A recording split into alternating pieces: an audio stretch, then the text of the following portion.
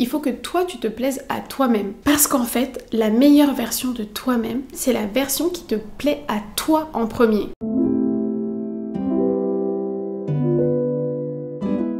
Coucou tout le monde, j'espère que vous allez bien. Moi ça va super bien comme d'habitude, je suis contente de revenir avec une nouvelle vidéo et particulièrement aujourd'hui parce que je reviens avec une vidéo de motivation où on va voir comment devenir la meilleure version de soi-même.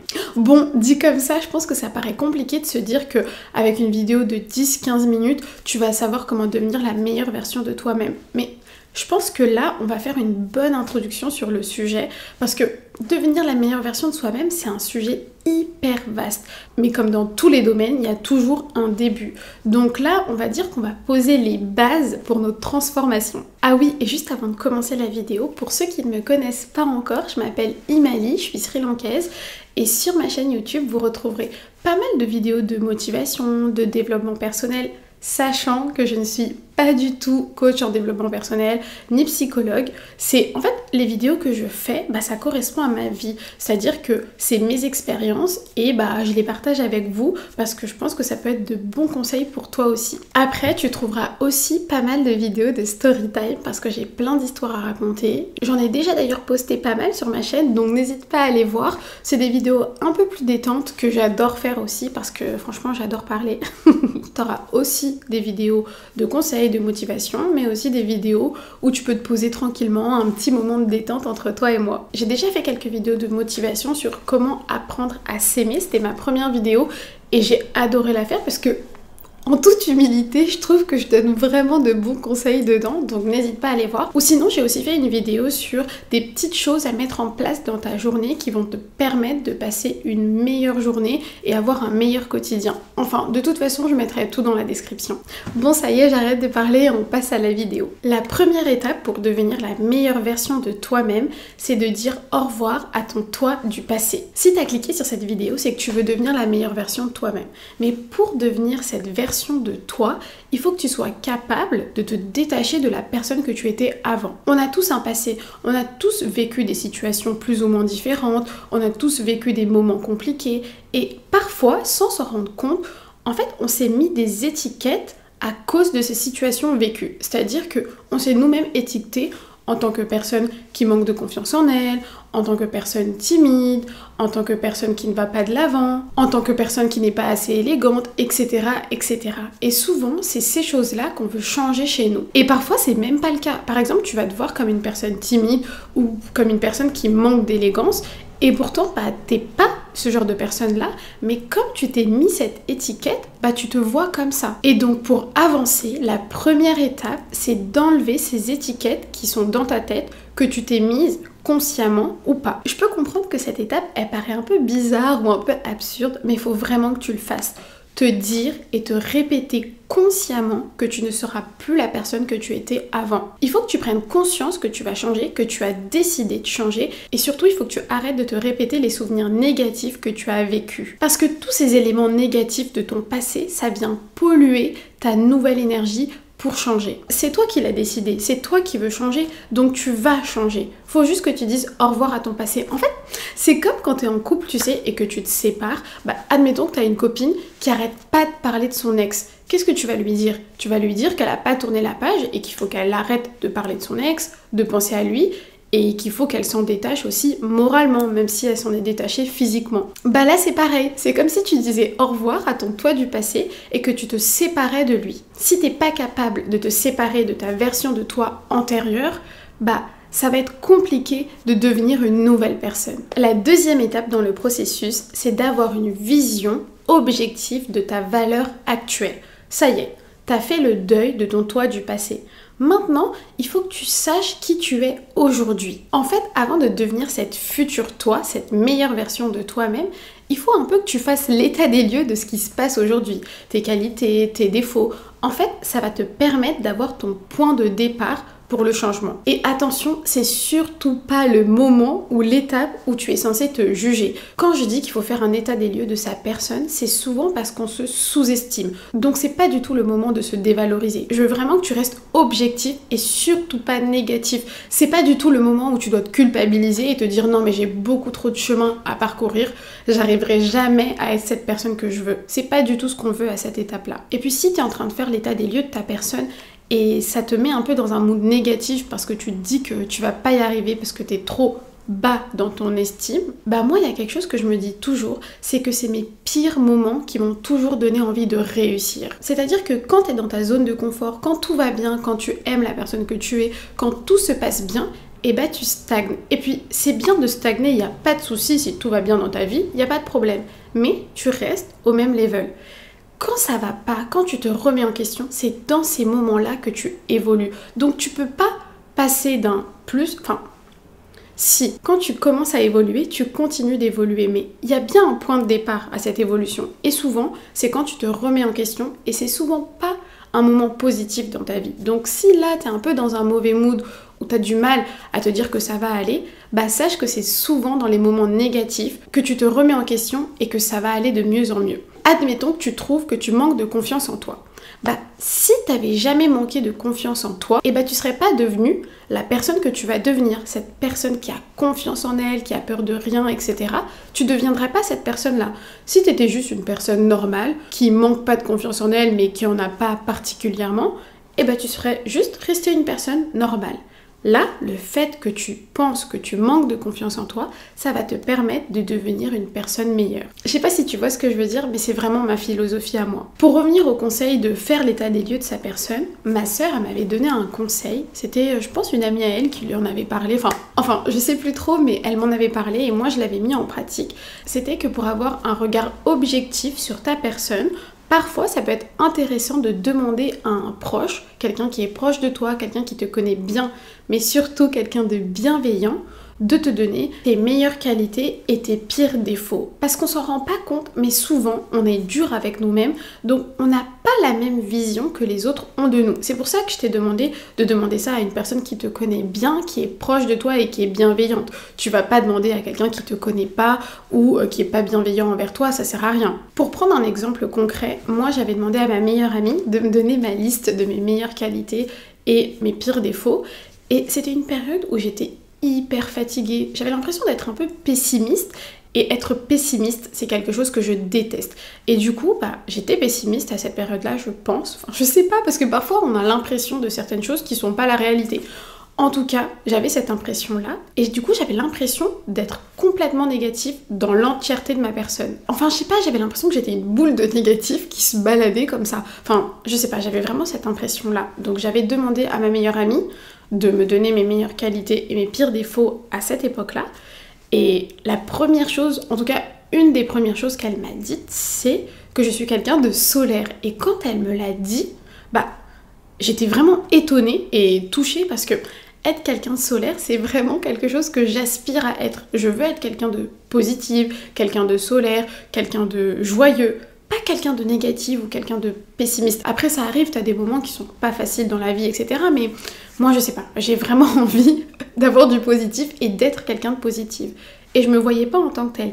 Et quand ma meilleure amie me l'a dit, je la crois parce qu'elle est bienveillante envers moi, et je me suis rendu compte que finalement c'était juste dans ma tête et que j'étais déjà cette personne solaire que je voulais devenir. Enfin bref, tout ça pour te dire que demander à quelqu'un, ça peut aussi t'aider pour avoir une version objective de ta personne. Et je sais plus où j'avais vu, où j'avais lu ça, mais il y a 3 versions de la personne qu'on est. Il y a la version qu'on est, qu'on pense qu'on est, il y a la version que les autres voient de nous, et la version qu'on est à l'intérieur de nous, qu'on montre à personne. Et en fait, plus ces 3 versions-là se rapprochent, et plus tu peux avoir une vie sereine. Bon, ça c'est pas moi qui l'ai dit, c'est quelque chose que j'ai vu ou que j'ai lu quelque part, mais je trouvais ça quand même intéressant. On peut passer à la 3e étape, qui est de définir clairement et précisément la version de toi que tu veux devenir. Parce que tu veux devenir une meilleure version de toi-même. Ok, d'accord, tout le monde veut devenir une meilleure version de soi-même, enfin je pense. Mais c'est trop vaste ça, se dire que tu veux devenir quelqu'un de meilleur, parce que la définition de meilleur n'est pas la même pour tout le monde. Par exemple, moi là, tout à l'heure, je disais que je veux devenir, enfin, j'aspire à être quelqu'un de solaire, quelqu'un de joyeux. Bah, peut-être que c'est pas ton cas, peut-être que les personnes solaires, ça t'ennuie et que c'est plus important pour toi d'être quelqu'un de sérieuse, par exemple, que quelqu'un de solaire. Alors du coup, concrètement, qu'est-ce que toi tu veux? Tu veux devenir quelqu'un qui a plus confiance en elle, quelqu'un de plus élégant, quelqu'un qui est plus sportive? C'est à toi de décider la personne que tu veux devenir. Et puis là, il n'y a pas de limite. Si tu commences déjà à te poser des limites, ça va pas le faire. Il faut que tu crois en toi et tu peux devenir qui tu veux. Mais à toi de le décider. Si toi déjà tu te dis non, quelqu'un de sportive, c'est trop loin pour moi, j'y arriverai pas, bah c'est sûr que ça fonctionnera pas. Donc vraiment, là, tu te dis clairement, précisément, la personne que tu veux devenir. Et j'insiste sur le concret, parce que quand tu as quelque chose de concret, c'est plus facile d'être efficace et d'atteindre ton objectif. Par exemple, quand tu te dis, par exemple avec le sport, tu veux devenir quelqu'un de plus sportif, ok, mais plus sportif dans quel sens? Tu veux aller à la salle plus souvent ou tu veux t'inscrire à un nouveau sport? Il faut que tu te fixes des objectifs concrets. Et aussi, je sais que parfois c'est difficile de savoir qui on veut être vraiment parce que aujourd'hui, on est connecté de partout, tout le monde nous dit quoi faire, quoi porter, qui être. Et du coup, dans tout ça, c'est difficile parce qu'on a énormément d'informations et il y a énormément de tendances. C'est-à-dire que, de toute façon, ne suivez pas les tendances. Parce que, tu sais, il y a une nouvelle tendance, donc du coup, tu façonnes ta personne pour être dans la tendance, et quand ça y est, c'est bon, tu fais partie de la tendance, bah il y a une autre tendance qui s'est déjà mise en place. Donc les tendances, les modes, etc., ne suivez pas ça. C'est-à-dire que si ça te plaît, bien évidemment, mais juste suivre la tendance pour suivre la tendance, stop. Ce qui est plus important, c'est de savoir ce que toi tu veux réellement, ce que toi tu aimes réellement. Et même moi, il y a des moments où je sais pas ce que j'aime réellement parce que, je sais pas, exemple, soi-disant les ballerines c'est moche, il faut pas les porter, je sais pas quoi. Je dis pas ça parce que moi j'aime les ballerines ou quoi. En fait, je sais même plus parfois si j'aime les ballerines ou pas. Parce que ça y est, c'est décidé, c'est un constat que c'est moche et qu'il faut pas en porter. Ou sinon, en ce moment, c'est un peu la mode du très élégant, du old money fashion.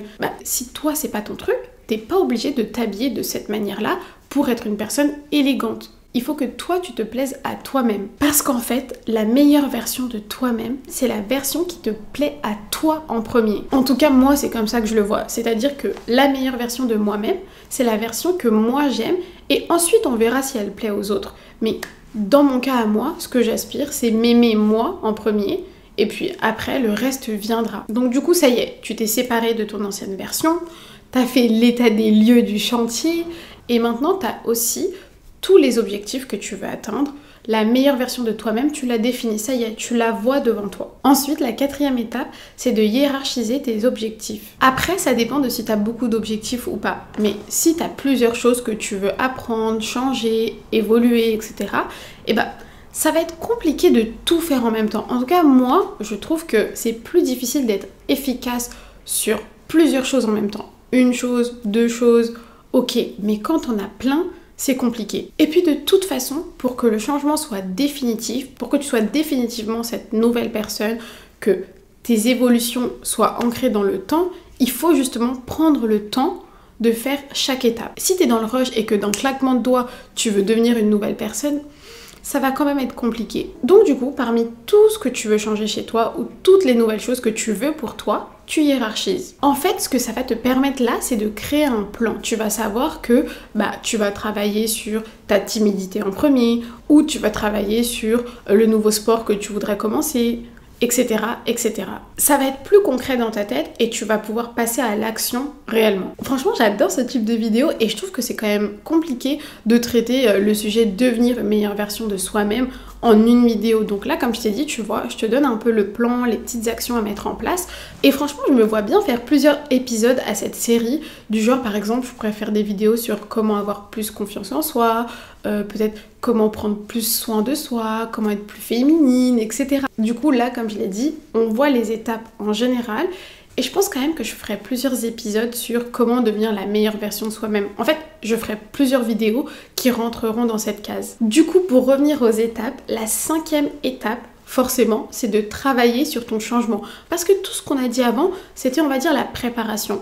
Et puis au bout d'un moment, il faut passer à l'action. Parce que se préparer, c'est bien, comme je le dis toujours, se préparer, c'est bien.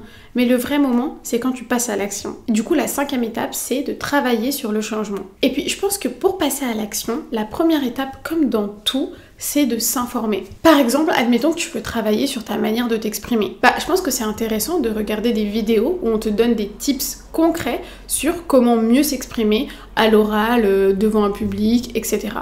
Et du coup, ça va te permettre de mettre ces petites choses en pratique dans ta vie de tous les jours. Et puis, ça s'applique à tous les domaines. Par exemple, admettons que tu voudrais plus prendre soin de toi, prendre soin de ta peau. Tu vas commencer un peu à te demander quel type de peau tu as et quel type de produit tu peux utiliser. Moi, c'est ce que j'avais fait. Il y avait, je pense, 3 mois, je mettais juste de la crème pour le visage et encore c'était la même crème que je mettais pour le corps, ce qui est très bien, ça m'allait pas mal, mais j'avais envie de prendre plus soin de moi, soin de ma peau, de mon visage, et du coup j'ai commencé un peu à regarder ce que je pouvais faire et c'est forcément comme ça que j'ai commencé. Et ensuite petit à petit tu vas introduire ces petits éléments de changement dans ton quotidien. Et je dis bien petit à petit parce que je le rappelle, on change pas du jour au lendemain. C'est vraiment petit à petit et puis il faut que tu apprécies le faire. Du coup, la 6e étape, c'est de tenir le changement, de tenir l'évolution sur la durée. Encore une fois, je sais plus où j'ai vu ça et je sais même pas si c'est vrai, mais apparemment il faut 21 jours pour qu'un changement devienne une habitude. Et puis, je sais pas qui a défini cette règle des 21 jours, mais moi ce que je sais et ce que j'ai expérimenté, c'est qu'il faut de la régularité pour qu'un changement finissent par réellement faire partie de ta vie. C'est-à-dire qu'au début, tu seras content, tu seras motivé, par exemple pour le sport. Tu seras content, tu seras motivé pendant, 4-5 jours. Et au bout de 5 jours, t'en as marre. Mais 4-5 jours, c'est pas suffisant pour que ça vienne dans ta routine de vie. Du coup, il faut que tu sois réellement discipliné et que tu continues à être régulier sur un certain laps de temps. Je vais te donner un exemple concret que moi j'ai vécu pour que tu comprennes mieux. J'avais une période où je faisais bien 10-15 kilos de plus et je voulais perdre du poids. Sauf qu'en gros, je me mettais à mon régime, pendant 2-3 jours je mangeais sain et puis ensuite ça n'allait pas, je mangeais n'importe quoi et ça continuait comme ça. Donc je perdais un peu, je reprenais ou je stagnais. Il n'y avait pas de réelle évolution et du coup c'était une corvée pour moi de faire ce régime. Franchement ça me saoulait. Ce que j'ai fait concrètement, c'est que j'ai imprimé un calendrier. Je pense que c'était au mois de, je sais plus, peut-être février ou mars. Et donc j'ai imprimé le calendrier et je me suis dit bon, pendant combien de jours exactement tu vas tenir à manger sain, à faire ce régime?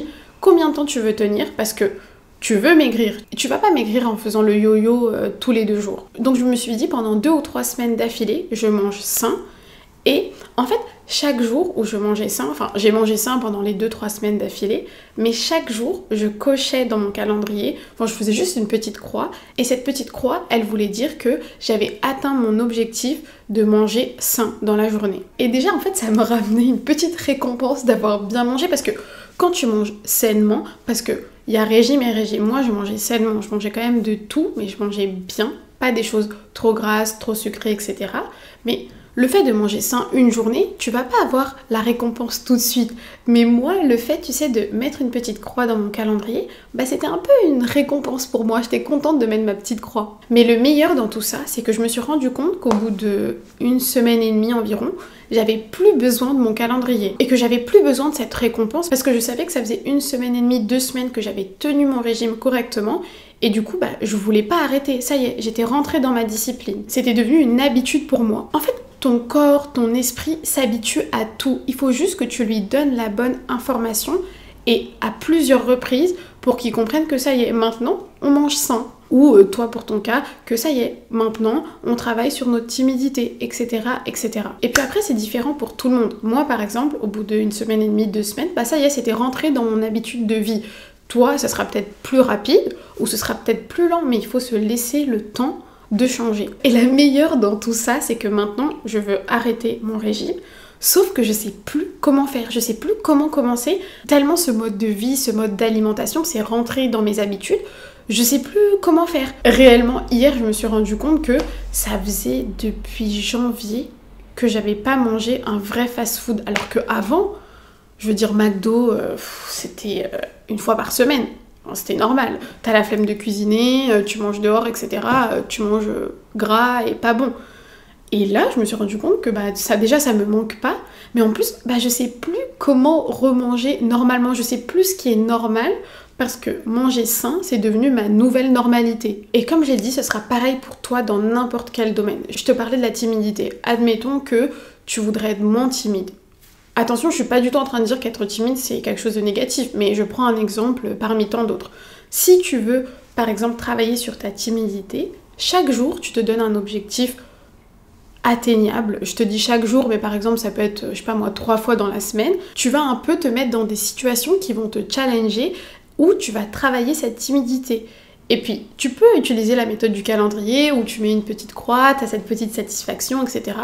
Et tu vas voir qu'au bout d'un moment, par exemple, une situation qui t'a challengé au début, tu vas voir que ça va devenir quelque chose de normal pour toi, à force de le répéter et répéter. On arrive déjà à mon dernier conseil pour cette vidéo. Je trouve que c'est passé trop vite. Comme je l'ai dit, j'adore ce sujet parce qu'il est hyper vaste et qu'en fait, je pense que j'adore ce sujet parce que moi aussi, je veux devenir la meilleure version de moi-même. Je veux devenir quelqu'un qui a confiance en moi, quelqu'un qui s'exprime bien, quelqu'un qui est solaire, quelqu'un de joyeux. Vraiment, c'est ce que je veux aujourd'hui. Je veux devenir la meilleure version de moi-même et même le dire, ça fait du bien. Franchement, j'aurais dû mettre cette étape au début, le dire, l'affirmer, que tu veux devenir quelqu'un de meilleur, que tu vas le devenir, ça fait du bien. Bon, je vous donne mon dernier conseil pour cette vidéo. Et la dernière chose, c'est pas vraiment une étape, c'est plutôt un conseil, c'est d'être tolérant avec toi tout au long du processus. Aujourd'hui, on a parlé de comment devenir une meilleure version de toi-même. Donc du coup, c'est devenir la personne que tu n'es pas encore aujourd'hui, une personne différente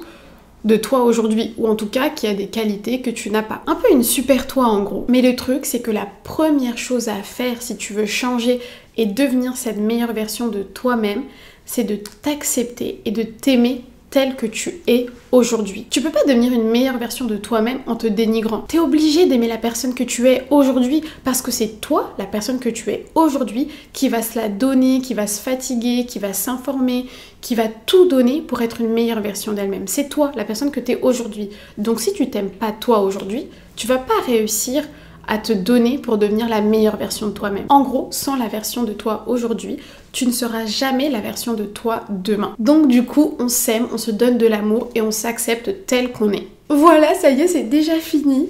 Je suis contente quand même d'avoir fait cette vidéo. Je sais pas pourquoi je suis hyper contente.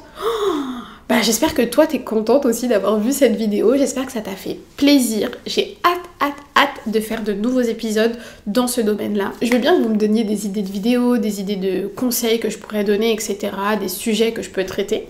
Je pense que je ferai des vidéos déjà pour commencer sur la confiance en soi, que je suis en train de travailler aujourd'hui parce que quand je me suis lancée sur YouTube, j'avais pas du tout confiance en moi, mais là ça va un peu mieux.